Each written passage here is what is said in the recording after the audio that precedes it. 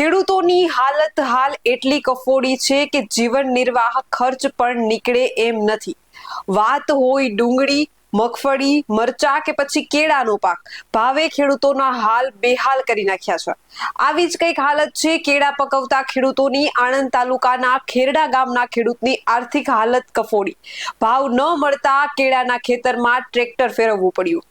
નમસ્કાર, આપનું સ્વાગત છે BS9 TV ન્યૂઝ ઉપર અને હું છું આપની સાથે કાજલ સુવા. આણંદ તાલુકાના મહીસાગર નદી કિનારે આવેલા ખેરડા ગામના ખેડૂત મનીષભાઈ પોતાના બાપ દાદાની જમીનમાં જુદા જુદા પ્રકારના પાકોની ખેતી કરે છે. દર વર્ષની જેમ આ વર્ષે પણ 4 વીઘામાં કેળાના પાકની ખેતી કરી છે. આ 4 વીઘામાં કેળાના કુલ 2700 જેટલા રોપા રોપણી કરવામાં આવ્યા હતા. ખર્ચની જો વાત કરીએ તો 4 વીઘામાં 2.60 હજારનો ખર્ચ થાય છે.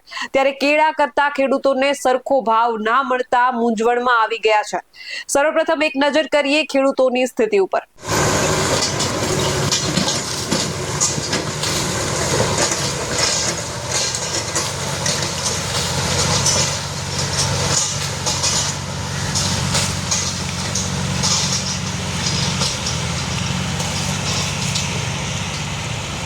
ચરોતર પંથકમાં વધુ પડતા ખેડૂત કેળાની ખેતી કરે છે. 1 વર્ષ લાગે છે કેળની ખેતીમાં. આ વર્ષે વધુ વરસાદ પડતા કોઈ વેપારી તૈયાર થયેલા કેળાના પાકને લેવા ન આવતા ઘણા ખેડૂતોના કેળાના છોડ ઉપર જ કોવાઈ ગયા છે. સાથે સાથે ભાવની જો વાત કરવામાં આવે તો આ વર્ષે કેળાનો ભાવ સાવ બેસી ગયો હતો. ઘણા ખેડૂતોનું કહેવું છે કે 50 રૂપિયા 20 રૂપિયા કિલો થઈ ગયેલો છે. હમણાં જ થોડા સમય પહેલા કેળાનો ભાવ ઉચકાયો હતો. ત્યારબાદ હાલ કેળાના ભાવની જો વાત કરીએ તો 110 થી 140 મણ ચાલી રહ્યો છે. જેથી કેળાની ખેતી કરતા ખેડૂતોને ખૂબ મોટા પ્રમાણમાં નુકસાન જોવા મળી રહ્યું છે. કેળાના ખેતીની જો વાત કરીએ તો એક બાજુ કુદરતી વાતાવરણનો માર પડ્યો તો બીજી બાજુ જંગલી ભૂંડ, રોજ, નીલગાય જેવા પશુઓ આવીને કેળાના છોડને મૂળમાંથી ખોદી કાઢે છે. જેથી તૈયાર થયેલા પાકનો બગાડ થાય છે અને નુકસાન કરતા હોય છે. આ નુકસાની થતા ખેડૂતોને આ વર્ષે કેળાના પાકમાં મોટી સંખ્યામાં નુકસાન થાય એવી ભીતિ સર્જાય છે. સરકાર જો આ ખેડૂતોનું સર્વે કરે તો એમને લાભ મળે તો ફરી આ ખેડૂતો બેઠા થાય તેવી પરિસ્થિતિ સર્જાઈ ગઈ છે. આણંદ જિલ્લાના ખેરડા ગામના ખેડૂત મનીષભાઈની આ વ્યથા છે, જે છેલ્લા કેટલાક વર્ષોથી પોતાના 4 વીઘા જમીનમાં કેળાની ખેતી કરતા આવ્યા હતા. મનીષભાઈએ આ ખેતી માટે 2.60 હજાર રૂપિયાનો ખર્ચ ઉઠાવ્યો હતો, પરંતુ ખેતીમાંથી મળનારા નફા અને ભાવ બહુ ઓછા મળતા તેમણે આર્થિક નુકસાની ઉઠાવવાનો વારો આવ્યો છે.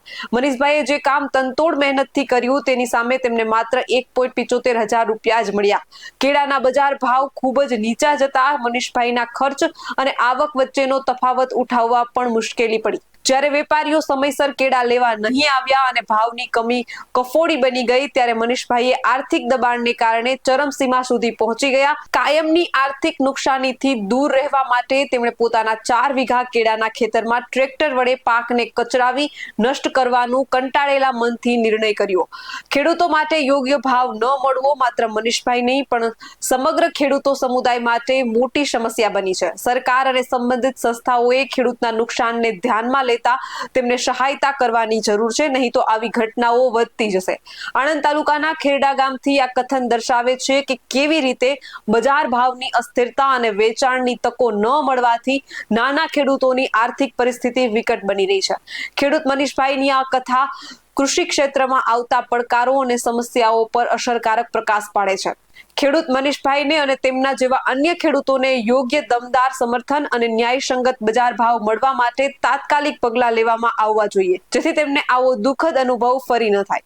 આવા જ વધુ અહેવાલ સાથે મળતા રહીશું. તમે અમારી YouTube ચેનલને સબસ્ક્રાઇબ કરવાનું અને અમને Instagram અને Facebook પર ફોલો કરવાનું ભૂલશો નહીં. બાકી અવનવી અપડેટ્સ મેળવવા માટે આપ જોતા રહો BS9 TV ન્યૂઝ.